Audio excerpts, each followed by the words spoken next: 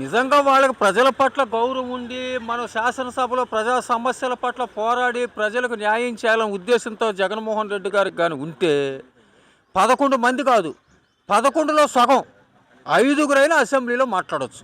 మీరు ఆలోచించండి. గత వైసీపీ గవర్నమెంట్లో పంచాయతీ ఎన్నికలు జరిగినాయి, మండలాలు జరిగినాయి, మున్సిపల్ కార్పొరేషన్లు జరిగినాయి. ఆ రోజు సాక్షి పేపర్లు ఏం వేశారండి, భూమండలం అంతా మెజార్టీ వచ్చింది మాకని చెప్పేశారండి. సంతోషం, ప్రజా తీర్పుని గౌరవించాలి, రూలింగ్లో మీరున్నారు కాబట్టి. అక్కడ గెలిచినటువంటి ప్రతిపక్షంలో ఉన్నటువంటి తెలుగుదేశం పార్టీ వాళ్ళకి మీరు ఎంతమందికి ఇస్తున్నారు మాట్లాడే అవకాశం? ఆంధ్రప్రదేశ్లో గెలిచింది 2 మున్సిపాలిటీలు, ఒకటి మైదుకూరు, 2 తాడిపత్రి. మైదుకూరు మున్సిపల్ చైర్మన్ మరి డైవర్షన్ అయిపోయారు.